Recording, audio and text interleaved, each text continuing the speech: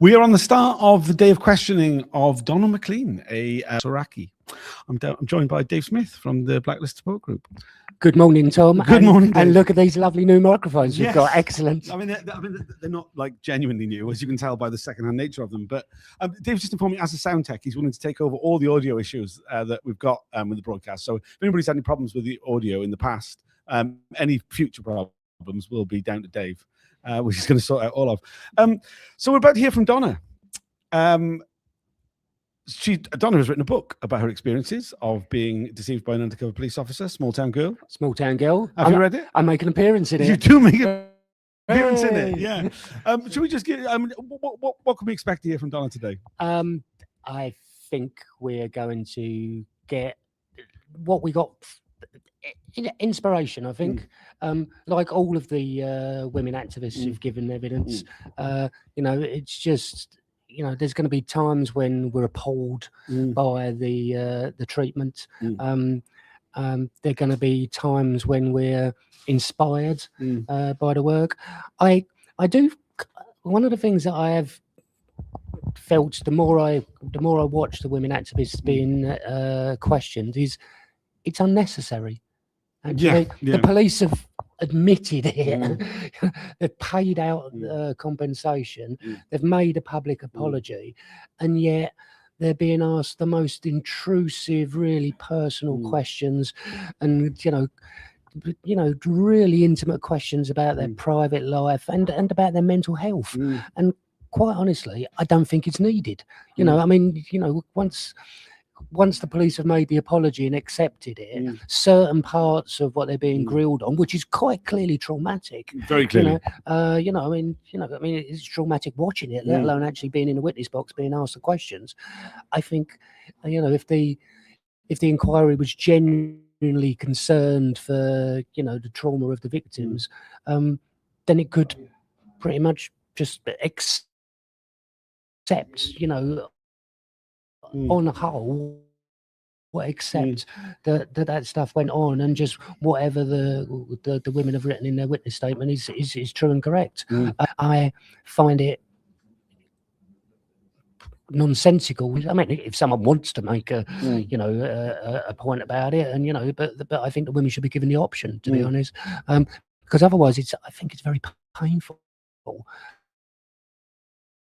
and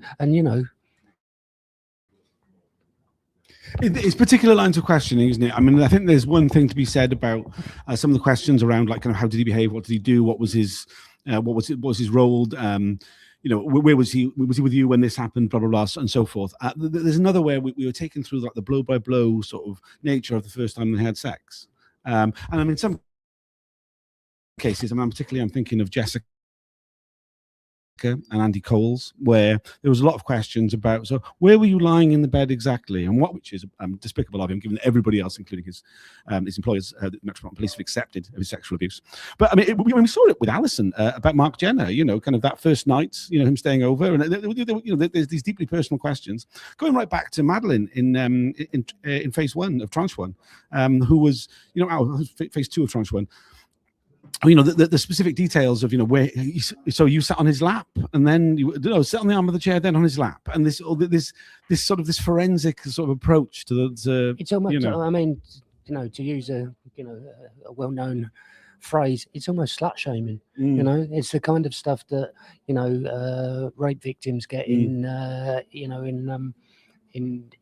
trials, where everything is sort of but to try and blame the blame the woman in event, which is of course appalling. And also, who cares? Like, quite honestly, who cares? As I think Alison was quite upfront about it. She said, I fancied him, even if she did fancy him, even if she did come on to him. So bloody what? So bloody what? That does not allow an undercover police officer, state sanctioned, supported by the state, with a handler that's very often just a few streets away, getting text messages from, from the bed in some occasions.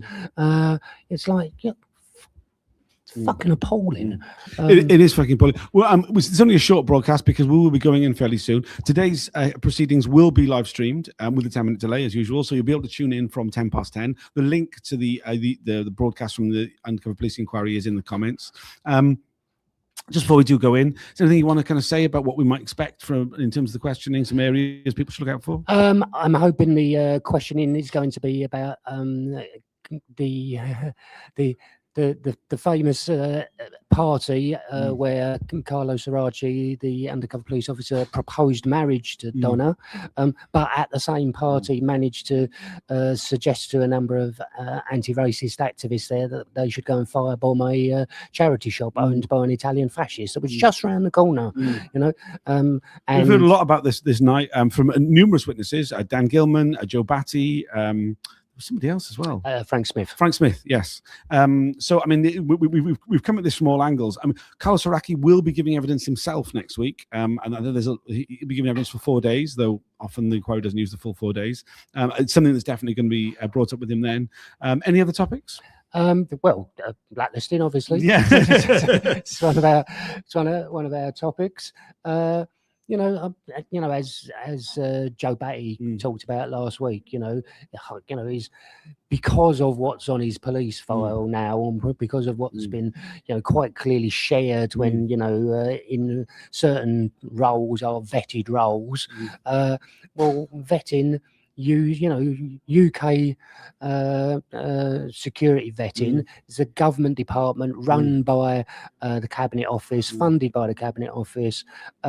Does 200,000 vetting searches a year for vetted roles. Well, they're not all sort of top secret government sort of nuclear weapons kind of roles, or working in in the senior civil service. A lot of these are relatively, everyone working on Hinkley Point Power Station at the moment, bricklayers, carpenters, the people working in the canteen, they're all having to be vetted to do that job. And if you're got a special branch file on you for stuff that, as Joe Batty says, he hasn't got a criminal record, he's never been convicted for anything.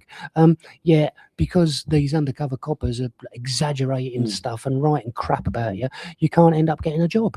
And I'm assuming Donna might come in and say something about that as well. And I'm wishing her good luck as well. Good we're here for love and solidarity, and absolutely. Cheer our people on. Yeah, absolutely. Well, we better go in because things are about to start fairly soon. Please share and like these videos. They'll be broadcast throughout the day. I'll be posting regular updates on X or until I get banned from doing so. So thanks for joining us. See you all during the first break. Ta-da.